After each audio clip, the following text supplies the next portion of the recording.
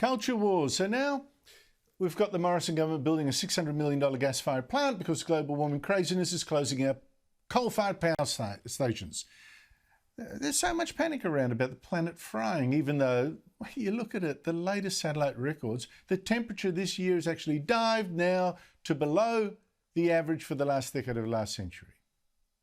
Yet the media keeps going nuts about doom and destruction and melting planet just around the corner. I mean, the latest example, Britain's BBC, has just done a huge propaganda campaign. It's a whole series of pieces about how global warming is going to destroy sport by 2050, how there won't be snow for sports like skiing, how there won't be greens for golfers, even though the NASA Space Agency says the truth is exactly the opposite. The planet has been getting greener for decades, and that could in fact slow any warming, double plus good. But don't let the facts stop the BBC. It even roped in English cricket captain Joe Root to come talk about how the world is going to get too hot, even for cricket.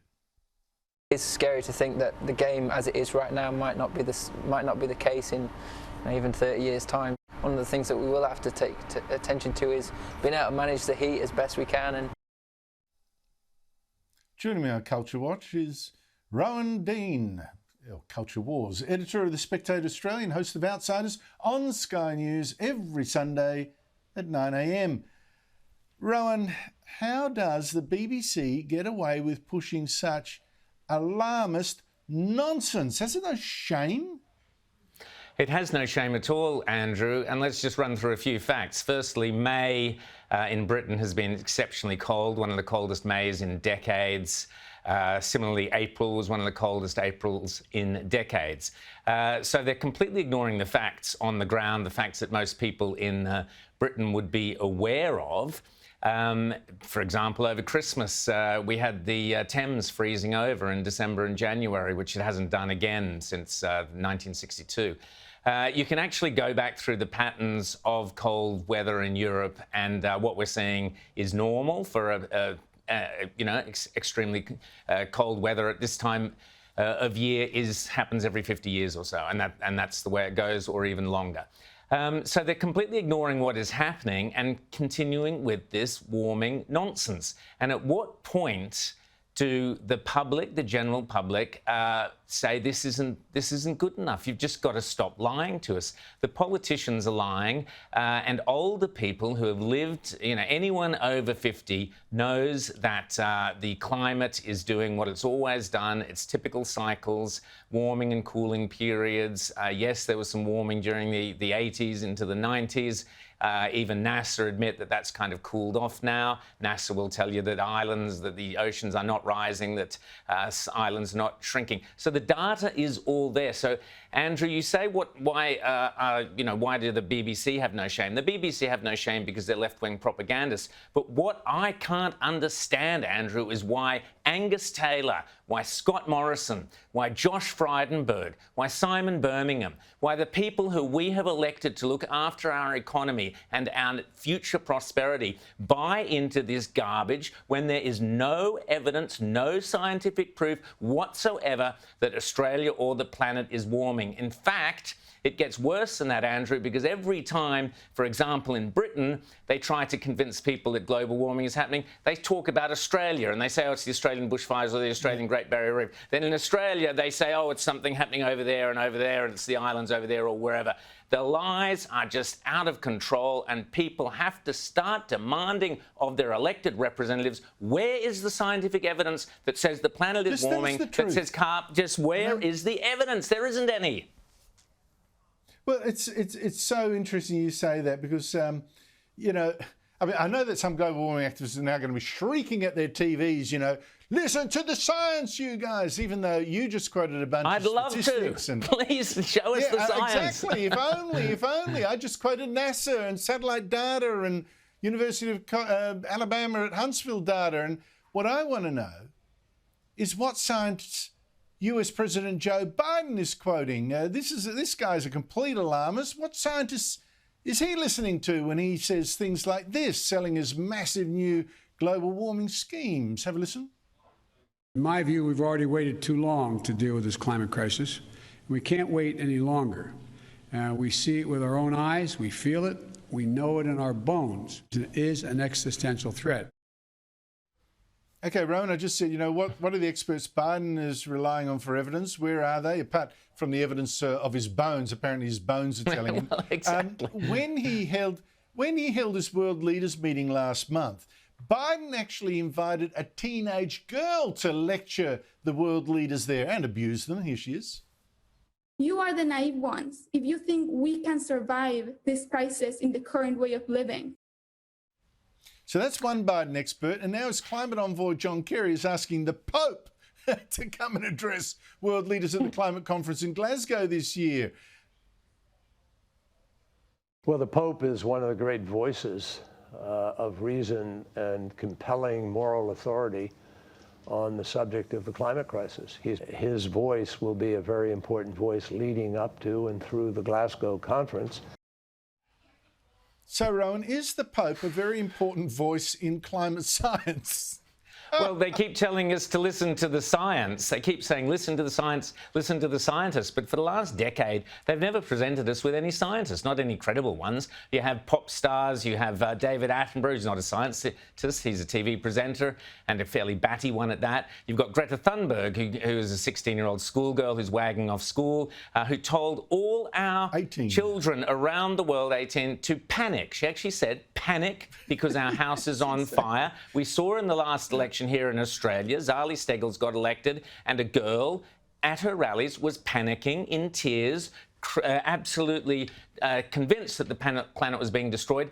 Greta Thunberg was quizzed under oath only a couple of weeks ago by the US Senate, where she had to tell the truth, and she was asked specifically what was the scientific evidence that she was basing this panic on. And she said two things, Andrew. First, she said that the use of the word panic was only a metaphor. She didn't really mean it.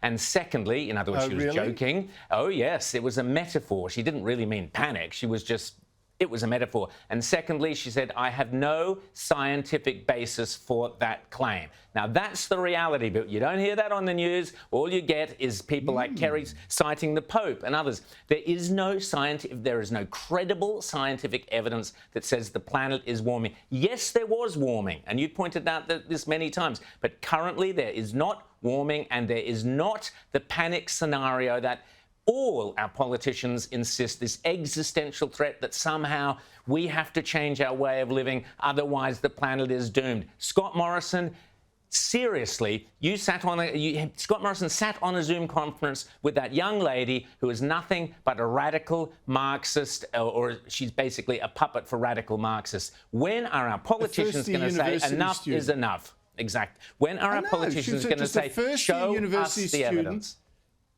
She's not even in a science faculty, you know.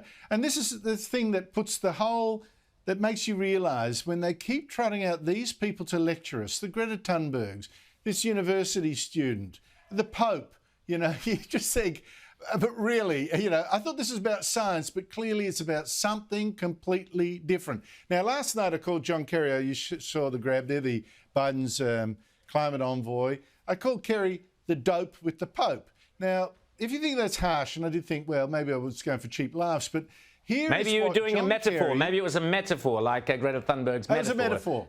Yes. It's a metaphor. It's a metaphor for panic, you know, and I do believe. Carry on. Anyway, here is what Kerry, I was just going to say the dope. Here's what Kerry has now said. I think, yes, the dope has now said is the answer, his answer to stopping global warming. He's imagining inventions that nobody yet has thought of. Here he is. Here's a reality for you and for anybody who's thinking about the rapidity of this transition. I am told by scientists, not by anybody in politics, but by scientists, that 50% of the reductions we have to make to get to net zero by 2050 or 2045, as soon as we can, 50% of those reductions are going to come from technologies that we don't yet have. That's just a reality. Right, this is just extraordinary. It's got a precise percentage too. 50% is calculated it of the reductions will come from inventions no one knows of yet. I mean, that don't exist. What kind of exactly. idiocy is this? It is total idiocy, and he then goes on to say, oh, well, you know, we didn't know how to fly to the moon till we flew to the moon, and we didn't know about the internet till we had the internet. True, good point. But both of those inventions did not require, if they had failed, that our entire way of life, our prosperity, our economies around the West and around the world would be destroyed if we didn't manage to, A, get to the moon or invent the internet. So it's a completely false parallel to say, well, of course we're capable of making inventions, but will we? No, we may not. We may or we may not. But if we don't, Andrew, then we have destroyed our economic prosperity. We have cast millions, billions of people in the third world into poverty, death and destruction. We've destroyed our own economies. We've destroyed our way of life. We've destroyed our potential for health and prosperity through hospitals, through education. We've destroyed all of that on this kind of vague wish and a hope. Oh, and Pope Francis is praying down in the Vatican there as well. We're going to make it. We're going to make it. It's completely insane. They set timetables for us to reduce our emissions, but there's no guarantee we will have any of the technology which they themselves know we don't have now. Again, Angus Taylor. Sorry, no, but we do have some of this technology, but they refuse to use it. How about nuclear power? Yeah, exactly. I mean, you make such a difference just with that. Oh, no, exactly. not that technology. Hey, just quickly, I'm out of time, but I just need to ask you, Your Honour, Prime Minister Benjamin Netanyahu of Israel retweeted your editorial on the Insiders. Congratulations. Why was that? Thank you. Presumably, he, as he said on it, the truth. That's what he retweeted it with. And I was obviously thrilled and flattered to have had that retweet. But more importantly, it's a recognition that, in fact, Sky News Australia, outsiders, yourself and others, we're not afraid to tell the truth. What is happening in Israel and Gaza is a complex story, but the truths are there for those who wish to reveal them and speak them. And yet we get from the mainstream media, from the ABC, from the BBC, from so many TV and media outlets, this distorted, endless kind of attacking Israel, this victim, this endless grievance ideology, this neo-Marxism. It's got to stop. We've got to be able to speak the truth and say, this is what's happening, that's the situation, that's how it needs to be resolved. I think you're absolutely correct. I just think Israel is the victim of an anti-capitalist movement, anti-white movement, being rich movement, success, anti-success, and anti-democracy. It's anti-democracy. Anti-democracy. Don't forget that. People in the cave. Rowan Dean, thanks for your time. Thanks, Andrew. Good to see you.